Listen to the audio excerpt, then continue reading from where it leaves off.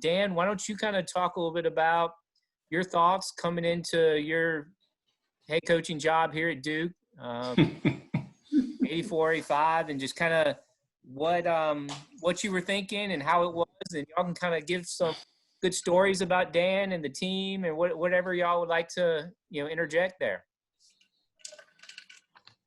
Let's see. I would describe it as a lot of hours at the golf course, a lot of fun. I mean, I can just remember we were all having a good time most of the time. And I just about lived out there because at the time, Rod and I were running the golf course and coaching our teams. And I don't know how many he had. I had 10. Everything's fallen apart in the clubhouse, and the golf courses, as you guys all remember, pretty rough.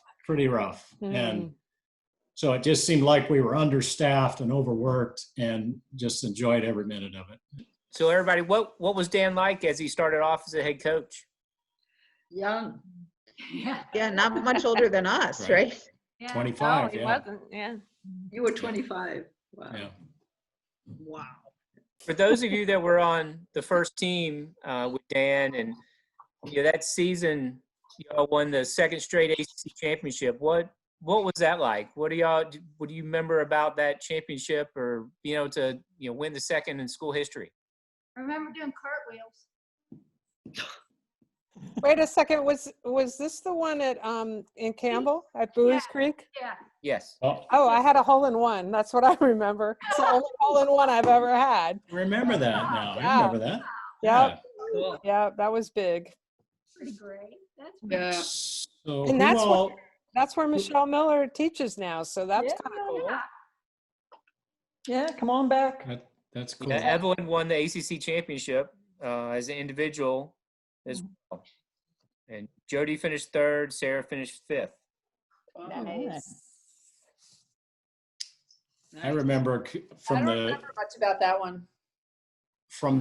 tournament operations standpoint, I remember the ACC was not all that into running the women's ACC championship.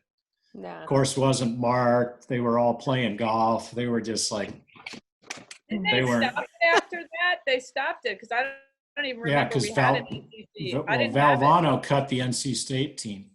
Yeah, I didn't Oh. play in it. And as soon as we had only 4 teams out of 9 in the conference, then Yeah. they didn't have to run a championship for us, and Hmm. they were okay with that. Was that the beginning? So the next year, from then on, the team went to every single national championship? We missed 2, I think. Sorry. I think we didn't go to 2 championships the Oh, really? first year, and then we didn't qualify the next year. And then you guys finished 7th and then 5th. So when we No, we went 3 times. Yeah. Oh, you did? I know Sarah and my year, we went 3 times. Yeah. Where did we go your first time? Right to New I Mexico. was in Albuquerque. I remember Las Cruces and Albuquerque. Yeah. Yeah, right. Well, we finished 7th and 5th, but how about the one before Ohio that? State. Ohio. Columbus. Ohio State. Oh, And we were 11th. That's right. wow, So- that one's just, that's almost gone from my head. I definitely remember both New Mexico ones, but I don't remember Columbus. So that means then you in your career only missed 1 championship then? first year. What? Does that mean that you only missed 1 championship I that guess first so, year? yeah. No, because we've missed recently. We went to regionals up in Notre Dame. What year was that, Lindy? It was 2010. 2010 or 11. We didn't qualify. Didn't get through regionals. We went to LSU. Didn't get through regionals back in 90s something. Stephanie Sparks was on the team that time. Okay. So I think those 2 actually, other than that first year. I think it's incredible that Yeah. we're talking about the times you missed. I mean, because most people in a situation like this would be talking about the times they went, that would be lucky. I mean, I know I've been watching over the years. I'm so proud of what you've done, Dan. Yeah, It's just amazing. been unbelievable. And especially the part the teams that really impressed me the most were the ones that only had 4 players. I was like, what? Five. Don't exaggerate. No, but didn't you play with like Yeah, 4 we did. players for a while? I mean, We come won. on. We won 2 tournaments out of 3 that one year. We only had 4 in the lineup. Wow. I was like, this is amazing. The dream team. Well, it's a tribute to all of you. I mean, just you guys know it better than I do. And when it comes to golf, it's just you either have the talent and the personality and the character, or you don't. And we've had incredible people on all these teams, and I've just been very fortunate to be able to hang around with all of you. It's been wonderful. Great way to spend my life. Thank you, Dan. That's really nice. Hey, I just wanted to give a shout out to Marianne because when we came in, the fall of '81 is when I came in with like Val and a whole bunch of other, like maybe 5 people, and with Coach Schmidt had recruited us. And Marianne was like, she was like the mom a little bit, but more than that, like just, you were like amazing in your work ethic and school ethic. And you really showed us what could happen, like that we could do this. And I think without you, it wouldn't have been, we wouldn't know how to take a cue from, we had to take a cue from somebody because like none of us had a clue, like, you know, I mean, and that was a really exciting time. And I think that even though now Duke is seen as being like this powerhouse in sports, I think then, you know, we were still getting students out of the golf classes, right? So to be on the team and come a long way, but I think you were an integral part of that, Ma. I really appreciated your I think you could your leadership. I think you could argue that she was the, you know, sort of the pivotal player that got, I mean, somebody has to give you the idea that this team could be really good. You know, there has to be a first. And I don't know the players before you, Marianne, well enough, but you know, at the level you played, you probably were the first that got people thinking that this team could be really good. Well, and it was for only being a year older than us, and for the teammates that had come and gone before us. I know Veronica had been there, but really, you know, nobody really playing on that level. But Ma was able to kind of, you know, we were, for an individual sport, we were a team. We did a lot together. We did. We bonded a lot, doing silly things. Whether it was putting somebody in a rollaway bed or I survived. That's right. But you know, yeah, Ma's leadership was a big deal. Was a really big deal for all of us. Well, except when you had me eating tofu. That doesn't seem right. Yeah, exactly. it wasn't. No. Win.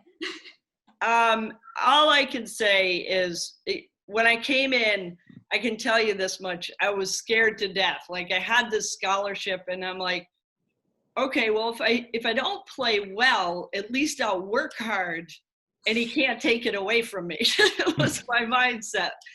And then when I had this, you guys had this team, it really settled me, I gotta say, to have you, those van rides. I mean, the arguments with Plato, Michelle Miller, and Val, and Jody, all of you guys just jabbering. And I could I sit there and like, this is heaven. I don't have to say anything. They don't notice.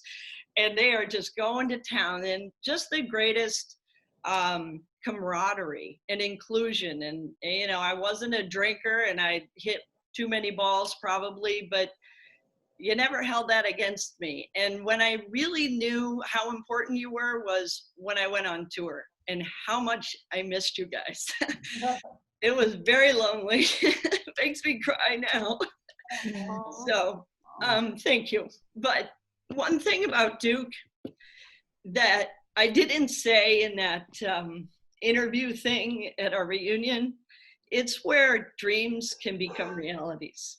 So hats off to everybody at Duke, really.